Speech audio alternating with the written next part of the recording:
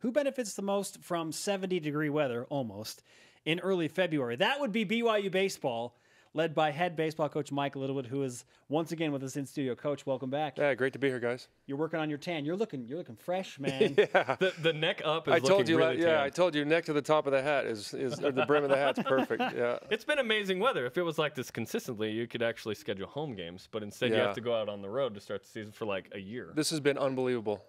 Last year, I think we played 25 out of our first 29 on the road. This year, it's probably not much different, but we do have a couple home series early March. But I'm just keeping my fingers crossed that the snow. We might not have a drink of water in the winter, but seriously, or in the summer, but we'll be able to practice and play baseball this spring, and that's what's important, right? So it's all good.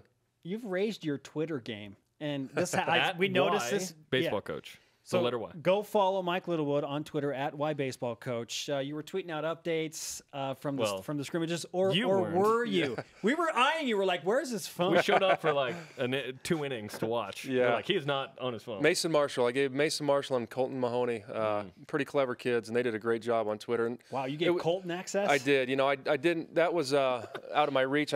Mason gave it to Colton, but those guys, the parents were so appreciative because otherwise they can't. There's no way they could follow a scrimmage at this point unless we got a video feed and did something like that, which we would love to do at some point. But I got so many just emails back. Thanks for sending a couple pictures and stuff. It was pretty awesome. Yeah, people love it on social media, absolutely. The season begins this week. It begins Friday. You play Santa Barbara in Santa Barbara. They're ranked 16th. 4 games, then 19th ranked Nebraska. So you started the season off with some cupcakes. Yeah, you know, I told Trent Pratt, my assistant who does our scheduling, you're trying to schedule us right out of a job pretty quick in the first couple of years. But, you know, our philosophy in scheduling is we want to play these type of guys. And if we can't beat them, we need to put together a team that can beat them. And just consistently, we want to be ranked in the top 25. I mean, that's our goal. We want to get to a regional every year. And we're fighting every single day for those recruits that are going to be able to do that for us. But, you know, why play teams that you're going to go beat, give you a false sense of confidence, and when you hit a tough West Coast Conference schedule, you're overmatched. It's going to be the opposite. We're playing as good a teams as we'll play all year in the first 2 or 3 weeks. You went through some growing pains last year, had some injuries as well, but now you get a guy like Tanner Chauncey back from his mission. Colton Mahoney's pitching really well at the top of his game, and he's got a lot of buzz. You bring in Colton Shaver. What do you like most about this roster and your chances of making some noise in conference this year? Believe it or not, it's going to be an answer that you guys would think is out of left field, but the camaraderie on the team. We don't have team captains. We've never heard that answer before. It's unbelievable. Yeah. It's unbelievable. I mean, you know, talent's good, and that's all good, but we have 25 leaders on this team that could be captains. So we didn't choose team captains, and everybody pulls for each other. It's like a bunch of brothers out there. They'll fight once in a while and won't get along, but for the most part, they're like-minded, and they have a single-minded goal to get to a regional. Pitching staff, we love our pitching staff.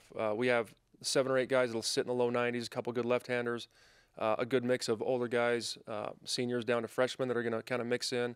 We're going to have a team that's going to have to offensively grind it out 1 through 9, but we do have more. I think we'll put together much, much better at-bats than we did last year and play good defense. I think the whole thing you'll see is good pitching, good defense, and a team that we don't want to hurt ourselves. And if we can do that, we'll be in pretty much every game we play this year.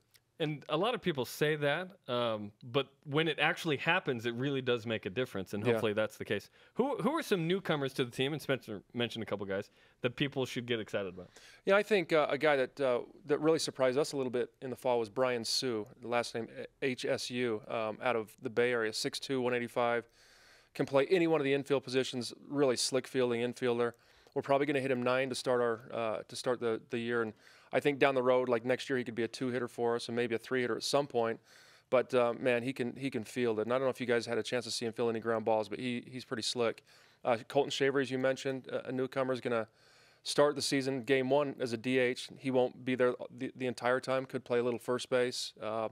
But Mason Marshall, he's not a newcomer, but he's back off his mission right now. And it's funny to see a little guy that's like 5'9", 5'10" out there that can throw 4 pitches for strikes, and then all of a sudden you see curveball, and he runs a 90-mile-an-hour fastball by a very, very impressive. But I also love James Langle, what he's doing. Mike Rucker, who redshirted for us last year from Gonzaga.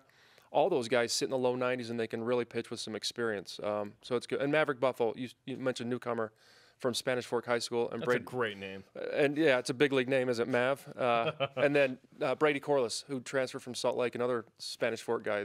on the mound for us. Well, just looking at that defense, you know, as we were watching some of the scrimmage, I thought, man, there is a lot of talent out there. Dylan Robinson was over at first base. Over first, Hayden Nielsen, who you've called, if maybe the best defensive shortstop in the West Coast Conference, one of the best in the West. Where do you put Tanner Chauncey, by the way? Yeah, so where does Tanner Chauncey go? You put Hayden at shortstop? Yeah. Tanner had a little bit of a shoulder injury in the fall, and so to his throwing shoulder, and so we moved him over to second base, try to take a little bit of pressure off that throwing shoulder day in and day out. And you look at Hayden. I mean, he's had, I don't know the exact stats, but I bet you it's under 15 errors at shortstop the last 2 years, and he plays every single game. He may not have the range that some other guys do, but if it's hit to him, he's going to make the play. And that's, as a head coach, that's all you can ask as a shortstop. I mean, if you see a ground ball there and you go, oh, okay, good, instead of, uh-oh, keep your fingers crossed. Please that's get the that's a ball. good thing. Yeah. So that really, we have two shortstops playing second short for us, and they're really interchangeable. And we have a kid named Paxton Larson, who's a freshman out of McKinney Boyd out of Texas, who will leave on his mission after this year, but we feel comfortable putting him in either one of those spots as well. We're looking forward to the baseball season very much. Yeah, Also, the new it'll be uniform combos, the You'll love anthracite 'em. hats that you tweeted out. Yeah, you'll love them. Which, I mean, if you want to bring one of those by the set. Or two? Come on, man. My bad. I was gonna text your sizes before I came in. I just got a little bit busy, but I'll bring them up. Yeah. Awesome. Yeah, That I'll would get be your sizes and bring them up. I love that we just beg for Wait till you it. see go Royal wait till again? you see the uniform, the anthracite. It's an entire uniform, so it'll be, and we are going Royal. Okay. Yeah, we'll have a Royal option. So you Yeah. have two alternates? So we have, and this year we have a Royal alternate, and then anthracite, and then we have a throwback. And I got the idea from walking down the hallway, seeing like a 1950s.